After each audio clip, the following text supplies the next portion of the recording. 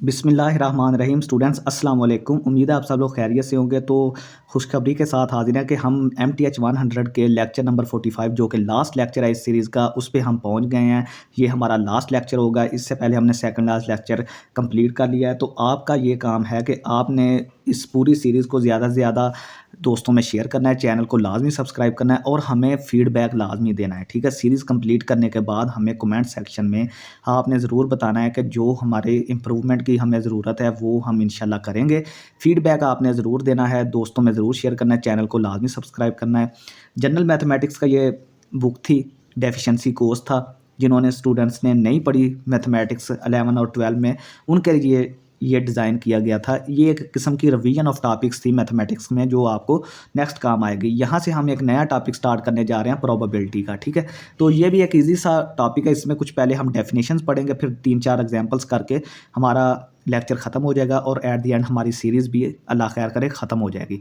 तो सबसे पहले प्रोबेबिलिटी की डेफिनेशन करती हैं। प्रोबेबिलिटी जैसे कि नाम से ही ज़ाहिर हो रहा है कि इम्कान, किसी चीज़ के वाक़या होने का कितना इम्कान है, कितने परसेंट चांसेस हैं किसी चीज़ के अक्कर होने के, यानी कि वकूअ पज़ीर होने के कितने परसेंट चांस है, इसी को हम प्रोबेबिलिटी बोलते हैं। सिंपल एग्जांपल आपको देते हैं कि जब आप मैच खेलते हैं तो टॉस होता है, ठीक है, सिक्के के साथ। तो उसमें प्रोबेबिलिटी फाइंड करनी होती है कि हेड कितनी दफ़ा कितने परसेंट हेड आने के कितने परसेंट चांस है, टेल आने के कितने परसेंट चांस है। तो अगर तो आपका वो कॉइन फेयर है, यानी कि मतलब कि उसकी दोनों साइड सेम है, कोई उसमें इस तरह नहीं है कि हेड आने के ज़्यादा चांसेस हैं, यानी कि कोई सिक्के इस तरह होते हैं ना कि एक तरफ से भारी, तो उसके हेड आने के चांसेस ज़्यादा हो जाते हैं, फिर टेल आने के चांसेस कम हो जाते हैं। तो वो अगर तो फेयर कॉइन है, यानी कि कोई उसमें मसला नहीं है कि जो सिक्का है बिल्कुल ओके है, तो वो हमारा क्या होगा, 50% टेल आने के चांसेस हैं, 50% ही हमारी क्या होगा, हेड आने के चांसेस है। तो प्रोबेबिलिटी, हेड की प्रोबेबिलिटी भी 50% है और टेल की प्रोबेबिलिटी भी 50% है, जिसको हम 1/2 बोलेंगे, ठीक है। तो ये हम नेक्स्ट एग्जांपल्स पढ़ते हैं, थोड़ी सी डेफिनेशंस पढ़ेंगे, फिर एग्जांपल्स देखेंगे। It is the calculation of chance of a particular hypothesis being true और false e g. Tossing a coin. ये मैंने आपको आसान अल्फाज में बता दिया है कि ये चांस की कैलकुलेशन है कि कितने परसेंट वाक़या होने का चांस है, कि यानी अगर आप कोई कॉइन को टॉस करते हैं तो हेड आने के कितने परसेंट चांस हैं, टेल आने के कितने परसेंट चांस हैं। इसी चीज़ की कैलकुलेशन को हम क्या कहते हैं, प्रोबेबिलिटी बोलते हैं, ठीक है। तो नेक्स्ट इवेंट की डेफिनेशन है। इवेंट क्या होता है? An event is a specified set of outcomes or a particular hypothesis, ठीक है। एन इवेंट, इवेंट क्या होता है? देखेंगे जिस तरह जब हम सिक्के को टॉस करते हैं तो अगर हेड को हम देखते हैं, हेड को, तो हेड आने का चांस, हेड जो होता है वो भी एक इवेंट है, टेल जो है वो भी एक इवेंट है, ठीक है। यानी कि जो हम एक्सपेरिमेंट करते हैं उसके जो आउटकम्स आ सकते हैं उनको हम इवेंट्स बोलते हैं। एक्सपेरिमेंट क्या है? सिक्के को फेंकना ऊपर की तरफ, और उसके आउटकम्स क्या होते हैं? हेड आ सकता है या टेल आ सकता है। तो ये आउटकम्स को हम क्या बोलते हैं? इवेंट्स बोलते हैं, ठीक है। Let event A then probability of A. अगर कोई इवेंट ए है, यानी कि अगर हमने किसी इवेंट ए की प्रोबेबिलिटी फाइंड आउट करनी है तो उसको हम क्या कैसे लिखेंगे? प्रोबेबिलिटी ऑफ ए, इस तरह डिनोट करते हैं, ठीक है। कोई इवेंट ए है, यानी कि कोई आपको बोलता है कि मैंने सिक्का फेंकने लगा हूं, तो हेड आने के क्या प्रोबेबिलिटी है, हेड आने की क्या प्रोबेबिलिटी है, तो हम उस हेड के इवेंट को ए बोल देंगे। तो जब हम प्रोबेबिलिटी फाइंड आउट करेंगे तो उसको हम पी ऑफ ए लिख देंगे, यानी प्रोबेबिलिटी ऑफ हेड या प्रोबेबिलिटी ऑफ ए, क्योंकि हमने हेड का जो इवेंट है उसको हमने ए बोल दिया है, ठीक है।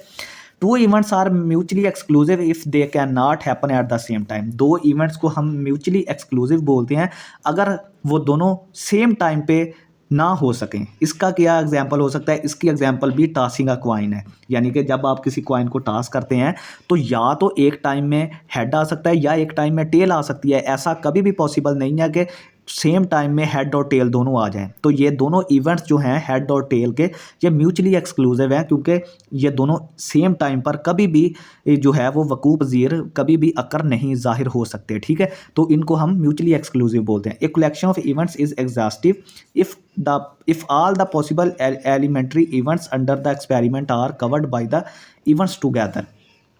अब जो हमारे पास इवेंट्स हैं उनको हम एग्जॉस्टिव बोलेंगे अगर तमाम जो एलिमेंट्री इवेंट्स हैं वो एक्सपेरिमेंट में कवर हो जाएं, ठीक है। यानी कि फ़र्ज़ करें अगर हम किसी कॉइन को टॉस करते हैं तो अगर उसके उसमें जो दो इवेंट्स बन सकते हैं, जिस तरह के हेड बन सकता है, टेल बन सकता है, अगर वो दोनों एलिमेंट्री इवेंट्स को वो कवर कर रहा है, ठीक है, वो एक्सपेरिमेंट जो है वो अगर दोनों को कवर कर रहा है तो उस ये जो कलेक्शन को हम एग्जॉस्टिव बोलेंगे, ठीक है। यानी कि जो कवर दोनों इकट्ठे कवर हो जाएंगे। अगर जब हम सिक्के को फेंकते हैं तो या तो हेड आ सकता है या टेल आ सकता है, तो ये दोनों जो हैं वो यहाँ पे कवर हो रहे हैं, दोनों इवेंट्स जो हैं वो इकट्ठे कवर हो रहे हैं। हेड भी आ सकता है, टेल भी आ सकता है। तो ऐसे हम जो इवेंट्स होंगे उनको हम क्या बोलते हैं, एग्जॉस्टिव इवेंट्स बोलते हैं। नेक्स्ट है हमारे पास सैम्पल स्पेस। सैम्पल स्पेस मैं आपको ईजी वर्डिंग में बता देता हूँ कि ये सेट होता है जब आप कोई भी एक्सपेरिमेंट करते हैं।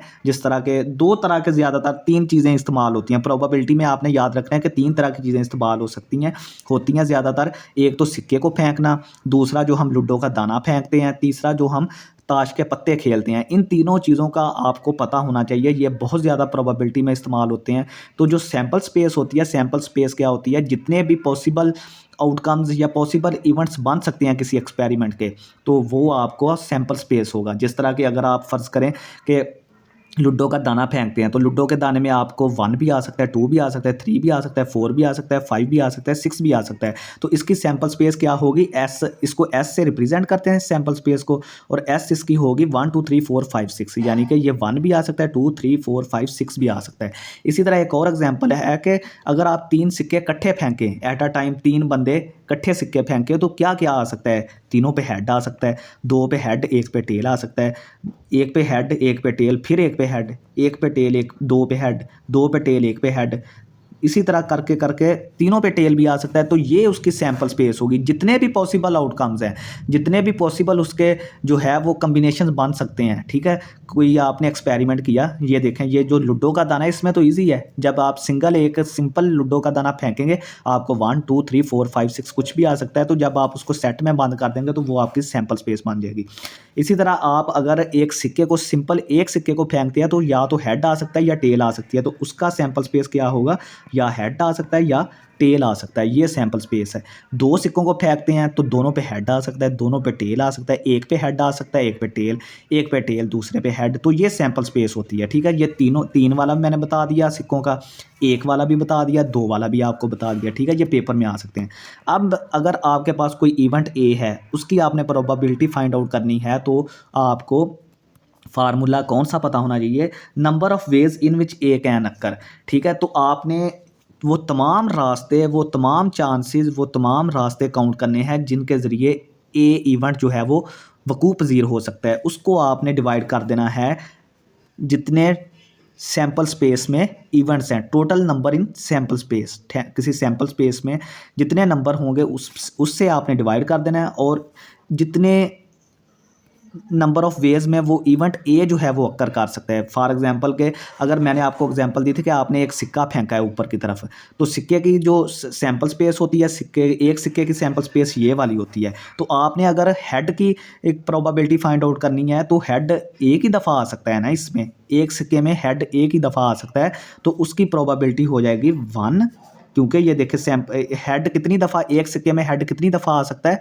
एक दफ़ा ही आ सकता है। तो ऊपर नंबर ऑफ़ वेज, यानी कि हेड कितनी दफ़ा अक्कर कर सकता है, एक दफ़ा, तो ऊपर एक आ जाएगा, नीचे बटा 2 आ जाएगा, क्योंकि देखें नीचे सैम्पल स्पेस में कितने एलिमेंट्स हैं, 2, और हेड कितनी दफ़ा आ सकता है, जितनी दफ़ा वो अक्कर कर सकता है। तो एक सिक्के में हेड एक दफ़ा ही अक्कर कर सकता है, तो 1/2 आ जाएगी इसकी प्रोबेबिलिटी।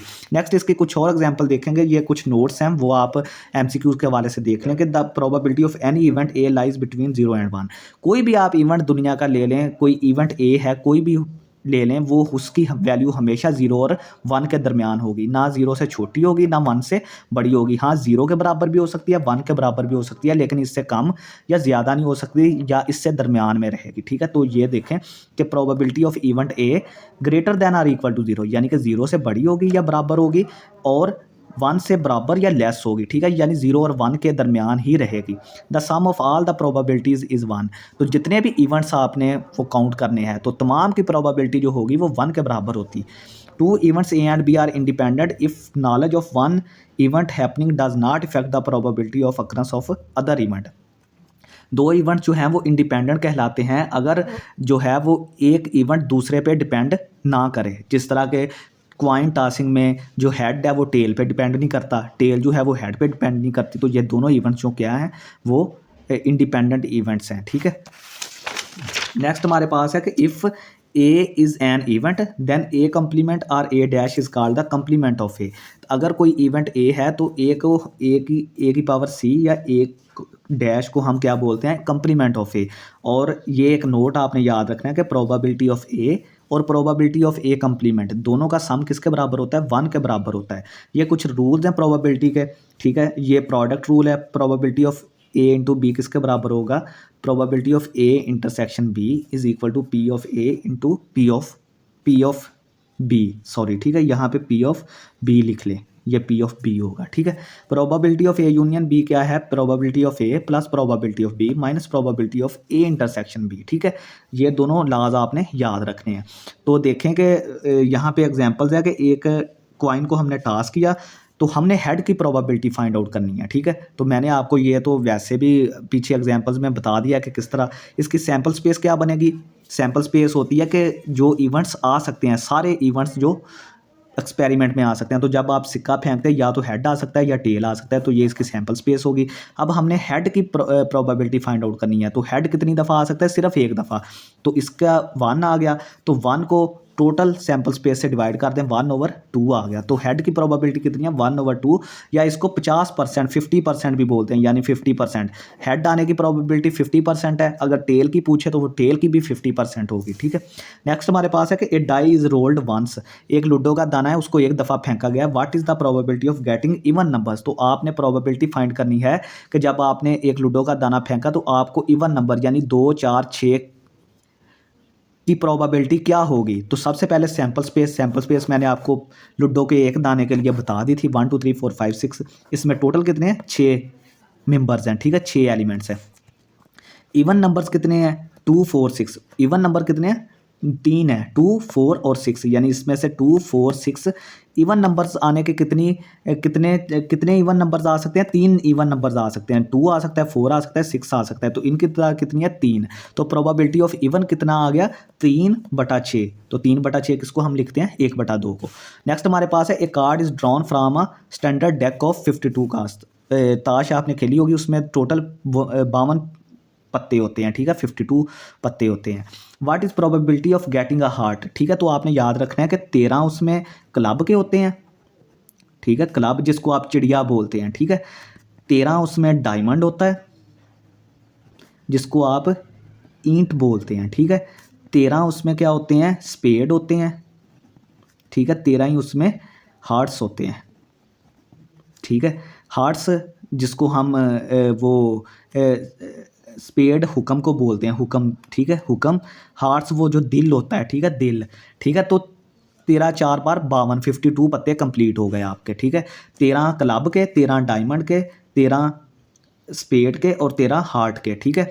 तो हमने जो प्रोबेबिलिटी फाइंड करनी है वो हार्ट की फाइंड आउट करनी है। टोटल कितने हैं, 52। तो हार्ट कितने होते हैं, हार्ट के पत्ते 13 होते हैं, ठीक है, जो दिल वाले होते हैं, ठीक है, इस तरह करके जो बने होते हैं, ठीक है, वो 13 होते हैं। तो प्रोबेबिलिटी ऑफ हार्ट क्या होगी, 13/52, यानी कि 13, टोटल कितने, 52। तो ये 1/4 इसकी प्रोबेबिलिटी आ गई। 2 coins are tossed at the same time, दो टॉसेस किए हैं, 2 बंदे थे, हर एक के पास एक सिक्का था, उन्होंने एट द सेम टाइम दोनों को ऊपर की तरफ फेंका।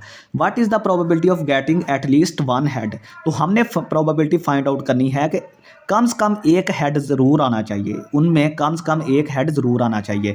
तो इसकी सैम्पल स्पेस ये हो सकती है कि दोनों पे हेड आ सकता है, एक पे हेड एक पे टेल, एक पे टेल एक पे हेड, दोनों पे टेल्स, यहाँ पे सॉरी टेल्स लिखें दोनों पे, ठीक है, यहाँ पे दोनों टेल्स आ सकती हैं, ठीक है। यानी दो सिक्के जब इकट्ठे फेंकेंगे तो या तो दोनों पे हेड आ सकता है, या एक पे हेड एक पे टेल, या पहले पे टेल दूसरे पे हेड, या दोनों पे टेल आ सकती है। तो टोटल कितना हो गया, 4। अब फेवरेबल आउटकम्स क्या हैं, यानी कि ऐसे इवेंट्स जिनमें कम से कम एक हेड ज़रूर आए, तो उनकी तादाद कितनी है। ऐसे कितने इसमें इवेंट है जिसमें एक हेड ज़रूर आ रहा है, एक इसमें तो 2 आ रहे हैं, तो एक तो है ही है, इसमें एक आ रहा है, इसमें एक आ रहा है, तो इसका मतलब टोटल 3 है, तो इसकी प्रोबेबिलिटी कितनी हो जाएगी, 3/4 हो जाएगी। ठीक है, तो ये था स्टूडेंट्स हमारा आज का लेक्चर भी ख़त्म हो गया और हमारा कोर्स भी ख़त्म हो गया। दुआओं में याद रखें, ज़्यादा से ज़्यादा हमें सपोर्ट करें, चैनल को लाजमी सब्सक्राइब करें, दोस्तों में ज़रूर शेयर करें। इंशाल्लाह ताला हम नेक्स्ट भी आपके लिए इसी तरह अच्छी जो लेक्चर सीरीज़ है मैथमेटिक्स की वो अपलोड करते रहेंगे। इसके बाद इंशाल्लाह ताला MTH 104 जो है उसकी हमने सीरीज़ जो है वो स्टार्ट करनी है। फिर उसके बाद MTH 5102 कैलकुलस 2 एक नया कोर्स आया है, वो हम इंशाल्लाह ताला स्टार्ट करेंगे। तो आपको इसी तरह के क्वालिटी लेक्चर्स मिलते रहेंगे। आपकी सपोर्ट की ज़रूरत है, ज़्यादा से ज़्यादा चैनल को वॉच करें और दोस्तों में ज़रूर शेयर करें और हमें फ़ीडबैक लाजमी दें अपना। ठीक है, कोई अगर हमें कमी या कोई इस तरह की चीज़ की हमें है तो वो आप हमें कमेंट सेक्शन में लाजमी बताएं लेक्चर सीरीज़ को कंप्लीट करने के बाद। बहुत शुक्रिया, अल्लाह हाफ़िज़।